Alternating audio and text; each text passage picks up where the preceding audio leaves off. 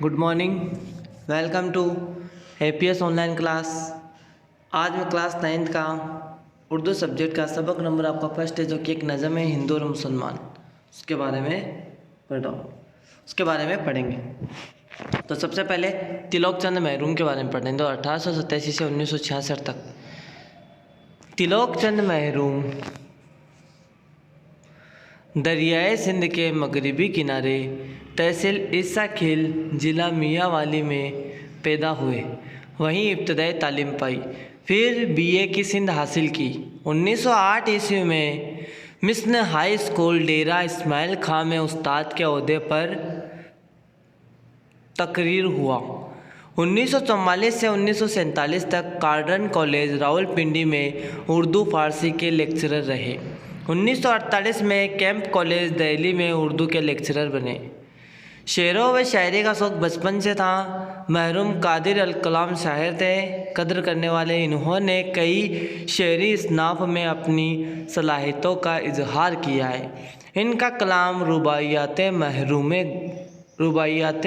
महरूम और गंजे मवानी के नाम से शाई हो चुका है। ये तिलोक चंद महरूम के बारे में था। अब इसने जो नज़म लिखी है उसके बारे में पढ़ते हैं। हिंदू और मुसलमान। हिंदू मुसलमान है भाई भाई, तफरीक कैसी लड़ाई, मतलब तफरीक कैसा भेदभाव और ये कैसी लड़ाई है। हिंदू हो कोई हो या हो मुसलमान, या तो चाहे हिंदू हो या कोई हो, वो चाहे मुसलमान हो, इज्जत के काबिल है बस वो इंसान। मतलब हिंदू हो या मुसलमान हो, लेकिन है तो इंसान ही, और वो किसके काबिल है? इज्जत के काबिल है। नेकी ना हो जिसका कारे नुमाया, औरों की मुश्किल हो जिससे आसान। नेकी भलाई हो, भलाई करना, और औरों से जिसकी क्या मुश्किल हो आसान, वही इंसान है। हर एक से नेकी सबसे भलाई, हिंदू मुसलमान सब भाई भाई। हर एक से नेकी सबसे भलाई, हिंदू और मुसलमान सब भाई भाई। दोनों का मिस्किन हिंदुस्तान है। मिस्किन मतलब रहने का जगह या घर। दो बुलबुलें एक गुलिस्ता है। यहाँ दो बुलबुलें तो हिंदू और मुसलमान के लिए आए, और एक गुलिस्ता हिंदुस्तान के लिए आए। एक सरजमी है एक आसमां, एक ही सरजमीन है और एक ही आसमान है। दोनों का यकजा सूद व ज़्यादा, दोनों का यकजा, चाहे वो मुनाफा हो या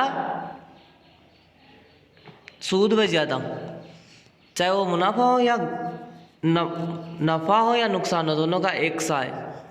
ना इंतफाकी आज़ाद जाए, मतलब अगर हम मिलजुल कर नहीं रहेंगे तो हमें क्या है, आपस में हम झगड़ा करते रहेंगे। अगर हम मिलजुल कर नहीं रहेंगे तो मिलजुल कर रहना है कामरानी, हिंदू मुसलमान कौमें पुरानी। ये तिलोक चंद महरूम की नज़म थी आपकी। अब इसके सबसे पहले अल्फाज माने।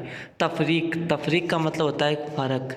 कारे नुमैया वो काम जिससे सब वाकिफ़ हो, बड़ा या फिर और तारीफ़ के काबिल हो। मिस्किन रहने की जगह या घर।